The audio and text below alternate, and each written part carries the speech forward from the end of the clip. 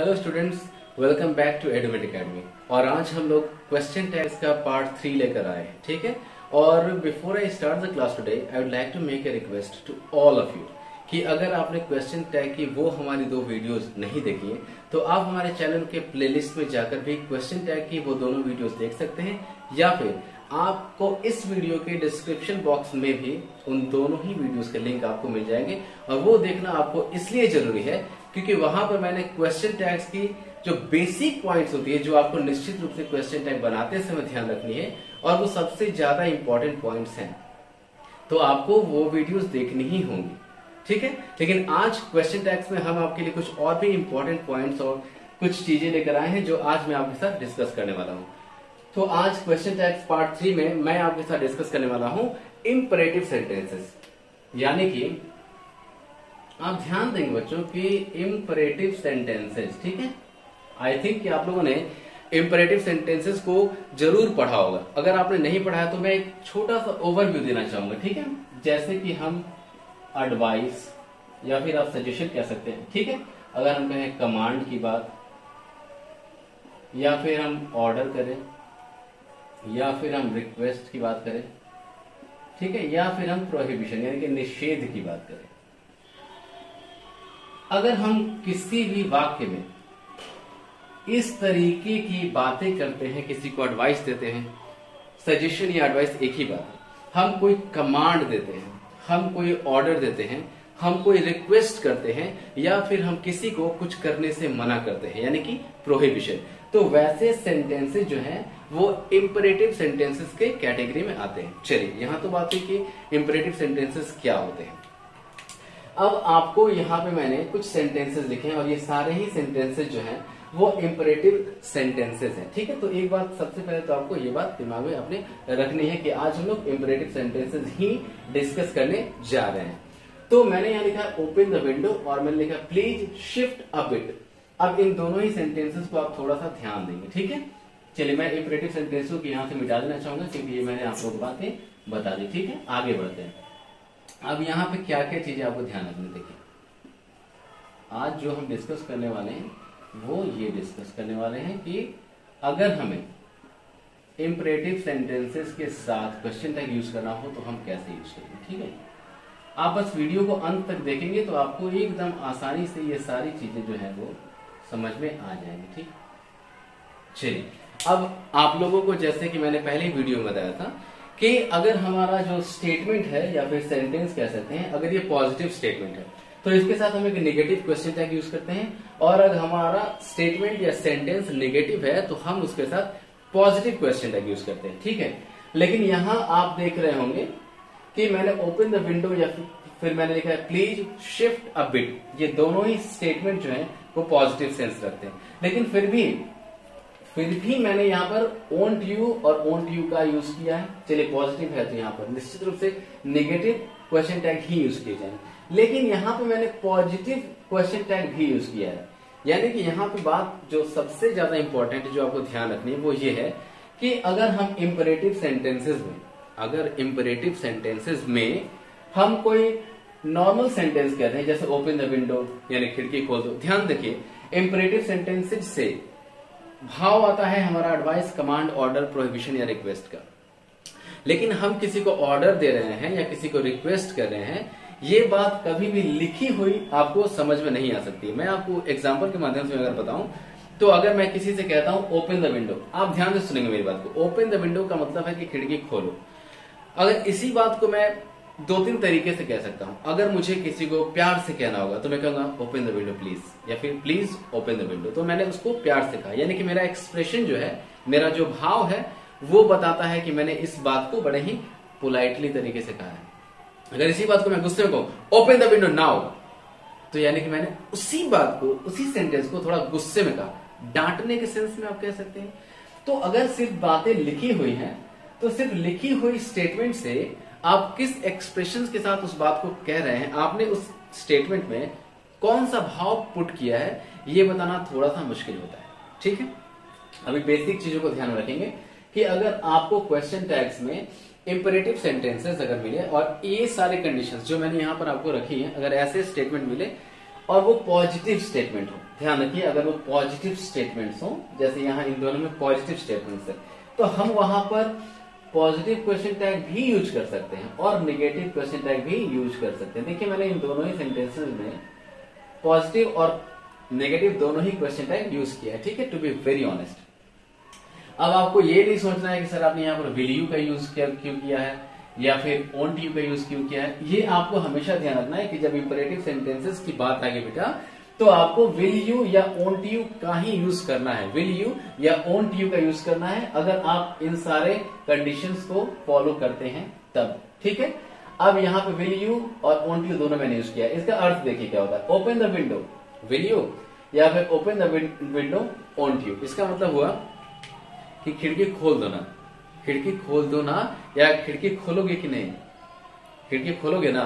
तो एक तरीके से मैंने आपको पहले पार्ट में ये बताया था कि क्वेश्चन में और क्वेश्चन टैग में फर्क क्या होता है, एक बेसिक डिफरेंस क्या होता है। वहां आप जाके अगर वीडियो देखेंगे तो you will automatically come to know about that. खैर आगे बढ़ते हैं।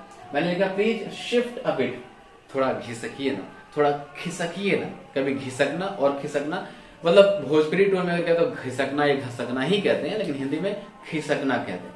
तो अगर मैं कैसे कहूंगा थोड़ा खिसकिए ना, मतलब अपनी जगह से थोड़ा सा और इधर उधर हो जाइए, तो मैं कहूंगा प्लीज शिफ्ट अ बिट, थोड़ा खिसकने की बात हो रही है। तो यहां मैंने विल यू या वॉन्ट यू दोनों का यूज किया। बस ये बातें आपको ध्यान से रखनी है कि पॉजिटिव जो हमारा स्टेटमेंट है, पॉजिटिव स्टेटमेंट के साथ हम पॉजिटिव और नेगेटिव दोनों क्वेश्चन टैग यूज करते हैं। लेकिन अगर हमारा स्टेटमेंट, जैसे कि मैंने कहा कि इंपरेटिव सेंटेंसेस में तो पॉजिटिव और नेगेटिव दोनों तरह के स्टेटमेंट हो सकते हैं।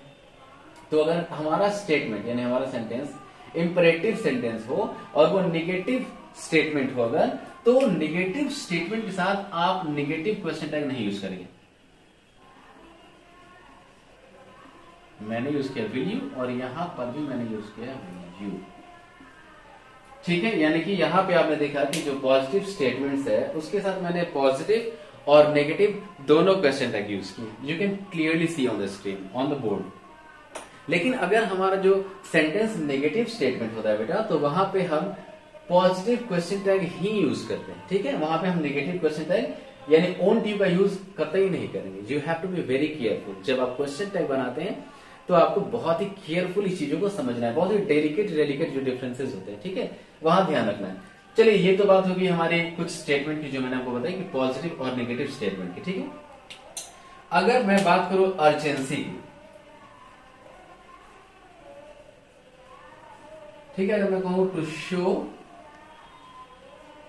अर्जेंसी, अर्जेंसी का मतलब क्या होता है? अर्जेंसी का मतलब होता है आवश्यक, या फिर आप कह सकते हैं कि कोई चीज अगर आपको तुरंत करनी हो, आवश्यक हो और आप चाहते हैं कि वो बहुत जल्दी हो जाए, ठीक है, तो उसको कहते हैं अर्जेंसी, ठीक है। अगर स्टेटमेंट से यानी कि वाक्यों से अर्जेंसी का बोध हो, यानी कि लगे कि ये एक अर्जेंट बात है ना, तो हम वैसे सेंटेंसेस में हालांकि अर्जेंसी दिखाने के लिए भी जिस तरह का स्टेटमेंट हम यूज करते हैं, जिस तरह का स्टेटमेंट, वो स्टेटमेंट भी क्या होता है? इंपरेटिव सेंटेंस का स्टेटमेंट होता है। यानी कि अर्जेंसी शो करने के लिए भी आप जो सेंटेंसेस यूज करते हैं बेटा, वो आपका इंपरेटिव सेंटेंस ही होता है। तो यही बात मैं आप लोगों को बताना चाह रहा था कि अगर अर्जेंसी के लिए हमें क्वेश्चन टैग यूज करना हो, चलिए इन सेंटेंसेस के माध्यम से पहले मैं समझाता हूं कि कैसे ये अर्जेंट है। Remember to do it on time, इस काम को समय पर करना, इस काम को समय पर करना याद रखना। Be careful while crossing the road, road cross करते समय यानी कि रोड पार करते समय बहुत ही सावधान रहना। तो यहां पे कहीं ना कहीं एक ऐसा स्टेटमेंट कहा गया है जिस स्टेटमेंट में किसी को या तो अलर्ट किया गया है या ये बहुत ही अर्जेंट स्टेटमेंट है। तो यहां पे हम क्या ऐसे करते हैं और क्या करते हैं। अब यहां पर भी आपको एक बात बहुत ही निश्चित रूप से आप लोगों को ध्यान रखनी है, ठीक है। अब ऐसे स्टेटमेंट में आप जो है remember to do it on time, अब यहां पर सिर्फ और सिर्फ आप निगेटिव क्वेश्चन टैग ही यूज करते हैं। ये बात आप लोग समझ में आ गई कि यहां पे भी सिर्फ और सिर्फ निगेटिव क्वेश्चन टैग ही यूज करेंगे। यहां पे यानी कि जब हम अर्जेंसी की बात करेंगे, जब हम अर्जेंसी की बात करेंगे तो कभी भी हम पॉजिटिव क्वेश्चन टैग यूज नहीं करेंगे। हालांकि ये स्टेटमेंट पॉजिटिव है और मैंने ऊपर आपको बताया कि पॉजिटिव स्टेटमेंट के साथ हम पॉजिटिव और नेगेटिव दोनों क्वेश्चन टैग यूज करते हैं, बट जब वही इंपरेटिव सेंटेंस हम अर्जेंसी के लिए यूज करते हैं तो वहां पे हमें पॉजिटिव सेंटेंसेस के साथ पॉजिटिव क्वेश्चन टैग यूज नहीं करना है, सिर्फ और सिर्फ नेगेटिव क्वेश्चन टैग ही यूज करना है। अब आते हैं हमारे इंपरेटिव सेंटेंस का जो तीसरा पॉइंट है उस पॉइंट पे, ठीक है। ये है अगर हम किसी को टू स्कॉल्ड मतलब अगर मैं डांटने के सेंस में, डांटना, ठीक है, या फिर फटकारना, अगर मैं इस सेंस में इंपरेटिव सेंटेंसेस का यूज करता हूं किसी को डांटने के लिए, किसी को फटकारने के लिए, तो वहां पे हम कैसे बनाते हैं क्वेश्चन टैग्स। देखिए मैंने लिखा है शट योर माउथ और मैंने लिखा है do it right now. Guys मैंने आपको जैसा कि बताया कि इंपरेटिव सेंटेंसेस में जो सेंटेंसेस लिखे हुए होते हैं कई बार उनसे एक्सप्रेशंस यानी कि हमारे जो भाव हैं वो बहुत ज्यादा क्लियर नहीं हो पाता है, ठीक है। तो वहां पे आपको इन भावों को कहीं ना कहीं अपना प्रेजेंस ऑफ माइंड या अपना सेंस अप्लाई करके समझना होता है। हालांकि जब हम किसी से कहते हैं तो हमारा एक्सप्रेशन या हम किस तरीके से कह रहे हैं, प्यार से कह रहे हैं कि गुस्से से कह रहे हैं कि हम किसी की चापलूसी कर रहे हैं, ये हम जब बात करते हैं तो ये बातें जो है बहुत ही क्लैरिटी के साथ सामने आ जाती हैं। बट लिखी हुई चीजों में हम कैसा भाव रख रहे हैं ये थोड़ा सा मुश्किल है, तो यहां हमें अपना प्रेजेंस ऑफ माइंड अप्लाई करना ही होगा। शट योर माउथ, अब यहां मैं यूज कर रहा हूं कांट यू, ध्यान से देखिए कांट यू, और यहां पर भी मैंने लिखा है कांट यू। मैंने क्या लिखा है, कांट यू। अब क्वेश्चन टैग में आज हम लोग ने देखा इंपरेटिव सेंटेंसेस, और इंपरेटिव सेंटेंसेस में भी मैंने आपको 3 अलग अलग तरीकों से ये बतलाया कि कैसे हम, अगर हमारा एक नॉर्मल पॉजिटिव स्टेटमेंट हो तो कैसे उसके साथ पॉजिटिव और नेगेटिव दोनों क्वेश्चन टैग यूज कर सकते हैं। अगर हमारा स्टेटमेंट इंपरेटिव सेंटेंस में हो और वो नेगेटिव हो तो हम उसके साथ सिर्फ और सिर्फ पॉजिटिव क्वेश्चन टैग ही यूज करेंगे, ठीक है। ये तो हमारा चलिए पहला पॉइंट था। दूसरा पॉइंट, अगर अर्जेंसी दिखाने के सेंस में हो तो हमें पॉजिटिव स्टेटमेंट के साथ पॉजिटिव क्वेश्चन टैग जैसा कि यहां यूज करना, यहां पर नहीं करना है। तीसरा पॉइंट मैंने जो डिस्कस किया वो ये था टू स्कॉल्ड, यानी कि डांटने फटकारने के सेंस में अगर हम इंपरेटिव सेंटेंसेस को यूज करते हैं तो वहां पर हमें ना तो विल यू का यूज करना है ना ओंट यू का, बल्कि हमें यूज करना है can't you. Is that clear? तो चलिए आगे बढ़ते हैं और देखते हैं कुछ और इंपॉर्टेंट पॉइंट्स क्वेश्चन टैग्स के। तो अब हम लोग डिस्कस करने वाले हैं कुछ और इंपॉर्टेंट पॉइंट्स आज की वीडियोस के लिए, ठीक है। अब हम लोगों ने अभी देखा कि किस तरीके से इंपरेटिव सेंटेंसेस में क्वेश्चन टैग का यूज किया जाता है, और अब हम लोग देखने जा रहे हैं कि एक सब्जेक्ट के रूप में, यानी कि किसी भी सेंटेंस में अगर सब्जेक्ट के रूप में this, that, these, those, there या फिर वन हो तो हम वहां पर क्वेश्चन टैग बनाते समय कैसे प्रोनाउन को चूज करते हैं। चूंकि मैंने बहुत ही, जो हमारी वेरी फर्स्ट वीडियो थी क्वेश्चन टैग की, वहां मैंने बताया था कि हम सब्जेक्ट में, यानी कि जब हम क्वेश्चन टैग बनाते हैं तो वहां पे कभी भी हम नाउन का यूज नहीं करते हैं, सिर्फ और सिर्फ प्रोनाउन का यूज करते हैं, ठीक है। तो हमें दिस, दैट के लिए, दीज, दोस के लिए, देयर के लिए, वन के लिए क्वेश्चन टैग में कैसे ध्यान रखना है कि हम क्या यूज करेंगे। एग्जाम्पल के माध्यम से मैं आपको बताने की कोशिश करता हूँ, ठीक है। मैंने कहा this is very beautiful, isn't it, यानी कि अगर आपके सेंटेंस में दिस या फिर आपको that, any one of this two, अगर दिस और दैट आपके सेंटेंस में सब्जेक्ट के रूप में होगा तो हमें वहां पे क्वेश्चन टैग में इट का यूज करना है। याद रखिएगा कि हमें, जैसे आप सोचोगे कि दिस इज वेरी ब्यूटीफुल, तो इजंट के बाद आप दिस या फिर दैट के हिसाब से, अगर दैट होगा तो आप दैट या फिर दिस वन और दिस कर सकते हैं, क्योंकि ये भी प्रोनाउन ही है। और मैंने आपको बहुत क्लैरिटी के साथ बताया था कि क्वेश्चन टैग बनाते समय हमेशा क्या करना है, क्वेश्चन टैग बनाते समय हमेशा प्रोनाउन का यूज करना है, ठीक है। जब क्वेश्चन टैग बनाते समय हमेशा प्रोनाउन का यूज करना है, तो यही बात सबसे इंपॉर्टेंट है कि क्वेश्चन टैग बनाते समय प्रोनाउन का यूज करना है। तो दिस, दैट, दीज, दोस या फिर वन को भी हम यूज कर सकते हैं, लेकिन हम नहीं करते। मैंने यहाँ पे बहुत ही क्लैरिटी के साथ लिखा है कि दिस, दैट अगर सब्जेक्ट के रूप में हो तो हम क्वेश्चन टैग में इट का यूज करेंगे। दीज और दोज अगर आपके सब्जेक्ट के रूप में हो तो हम दे का यूज करते हैं। अगर देयर एक सब्जेक्ट के रूप में हो, चूंकि ये एक इंट्रोडक्टरी सब्जेक्ट होता है, तो हम देयर को देयर ही करते हैं, यानी कि प्रोनाउन के रूप में देयर का ही यूज करते हैं। और अगर वन हो एक सब्जेक्ट के रूप में तो हम वन का ही यूज करते हैं, ठीक है। बहुत आसानी से सेंटेंसेस के माध्यम से आप समझ जाओगे, ठीक है। जैसे this is very beautiful, isn't it, अगर मैं दैट इज वेरी ब्यूटीफुल करता तो मैं इजंट इट ही करता, ऐसा नहीं कि मैं इजंट दैट कर देता, ठीक है। These are very useful books, तो मैंने दीज, अगर यहां पे मैं दोज का यूज करता, ध्यान रखें अगर मैं दीज की जगह पे दोज का भी यूज करता, those are very useful books, तो मैं यहां पर आरंट दे का यूज करता, यानी कि यहां हमें ध्यान देना है दे पे। अगर मैंने सब्जेक्ट के रूप में देयर का यूज किया, सब्जेक्ट के रूप में मैंने देयर का यूज किया है, तो यहां पे प्रोनाउन के रूप में भी देयर को ही रखेंगे, ठीक है। जैसे यहां पे थोड़ा सा इधर उधर हो गया सेंटेंस, आप ध्यान देंगे, ठीक है, ऐसे। तो यहां पे नीचे वाले सेंटेंस पर ध्यान देंगे, there was a king, there was a king, अब मैंने लिखा वॉजंट देयर, वॉजंट देयर। और अगर हम वन का यूज करेंगे, तीसरे चौथे नंबर पर देखिए, वन का यूज करेंगे सब्जेक्ट के रूप में, one should help the poor, हर किसी को या किसी को भी गरीबों की मदद करनी चाहिए, तो मैंने यहां पर शुडंट वन का यूज किया, ठीक है। यानी कि मैंने वन को ही यहां पे एज अ क्वेश्चन टैग, यानी कि प्रोनाउन की जगह पे मैंने वन को ही यूज किया, और देयर की जगह पर देयर, लेकिन दिस और दैट की जगह पर मैंने इट का, दीज और दोज की जगह पर मैंने दे का यूज किया है, बहुत आसानी से समझेंगे। अब ये तो आपको पता है कि अगर स्टेटमेंट पॉजिटिव है तो निगेटिव क्वेश्चन टैग होगा, और ये सारे स्टेटमेंट पॉजिटिव ही मैंने रखे हैं, और इसीलिए मैंने सारे negative question tag isn't, aren't, shouldn't और वाजंट का यूज किया है। और क्वेश्चन टैग बनाते समय आप लोगों को मैंने पहले वीडियो में बताया है कि हम क्वेश्चन टैग बनाते कैसे हैं, तो अगर आप लोगों ने वो वीडियो नहीं देखी है तो मैंने आपको जैसा कि पहले बताया कि इस वीडियो के डिस्क्रिप्शन बॉक्स में आपको उस वीडियो का, यानी कि हमारे दोनों वीडियोस का लिंक मिल जाएगा, आप जरूर देखें, ठीक है।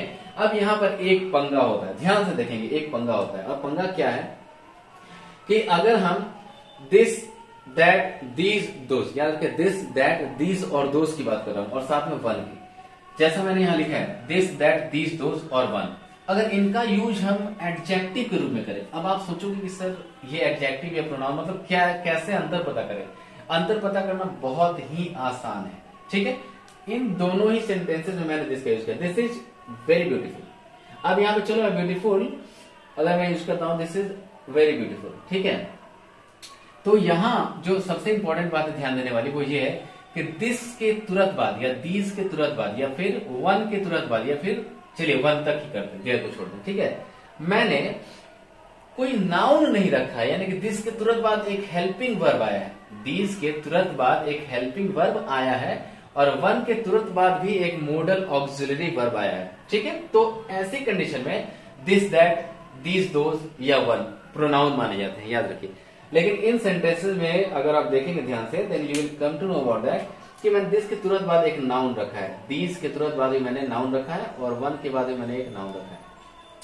Singular countable noun, plural countable noun, और ये भी सिंगुलर नाउन, ठीक है। तो यहाँ पे जो बात देखने वाली है कि दिस के तुरंत बाद अगर नाउन आ गया, दिस दैट दीज दोज या वन के तुरंत बाद, ठीक है, अगर मैं कोई नाउन पुट करता हूं तो वो यहाँ पे दिस दीज और वन, यानी कि अगर मैं दैट भी रखता या दोज भी रखता, ये सारे अब एक एडजेक्टिव के रूप में माने जाएंगे। अब ये एडजेक्टिव्स हो गए, ठीक है।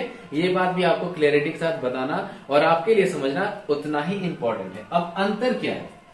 अंतर ये है बेटा कि अगर मैं यहाँ पे बॉय रखता हूं, ठीक है, तो मैं यहाँ पे लिखूंगा, ठीक है, चूंकि हमारा हेल्पिंग वर्ब इज है और ये एक पॉजिटिव स्टेटमेंट है, तो मैं यहाँ पर एक नेगेटिव क्वेश्चन टैग यूज करूंगा, ठीक है। मैंने यूज किया इजंट ही, ठीक है। अब यहाँ पे अगर मैं बॉय की जगह, ध्यान रखिए, अगर मैं बॉय की जगह पे गर्ल रखता तो मैं यूज करता इजंट शी, ठीक है। छोटे छोटे अंतर है, एकदम आसानी समझ में आएंगे। अब मैंने यहाँ पर ही शी यूज किया, लेकिन यहाँ पर मैंने इट को यूज किया, क्योंकि यहाँ पे दिस और दैट को मैंने एक प्रोनाउन के रूप में यूज किया था, इसीलिए मैंने दिस और दैट की जगह पे क्वेश्चन टैग बनाते समय इट का यूज किया है, और यहाँ पे दिस को या दैट को मैंने एक एडजेक्टिव के रूप में यूज किया है, इसीलिए बॉय के हिसाब से मैंने ही का यूज किया है, और अगर मैं बॉय की जगह पे गर्ल को रखता तो गर्ल के हिसाब से मैंने यहाँ पर शी को यूज किया है। बहुत ही आसानी से समझ में आ रहा है। अब चूंकि दीज और दोज के तुरंत बाद अगर कोई नाउन आएगा वो निश्चित रूप से प्लूरल काउंटेबल नाउन ही होगा। To be very clear, plural countable noun ही हम यहाँ पर यूज करेंगे, चाहे मैंने यहाँ पर दीज बुक्स लिखा हो या फिर मैं यहाँ पर दोज बुक्स लिखूं, कोई भी प्लूरल काउंटेबल नाउन में यूज करूं, दीज बॉयज, दोज बॉयज, ठीक है, दीज बुक्स, दोज बुक्स, और प्लूरल काउंटेबल नाउन है तो हमारा हेल्पिंग वर्ब प्लूरल है। अब यहाँ पे करना क्या है, अब चूंकि ये पॉजिटिव स्टेटमेंट है बेटा, तो हम यहाँ पर नेगेटिव क्वेश्चन टैग यूज करेंगे। तो मैंने आरंट लिख दिया, हेल्पिंग वर्ब के साथ मैंने यहाँ पर बना दिया, ठीक है। अब दीज और दोज के साथ मुझे क्या करना है,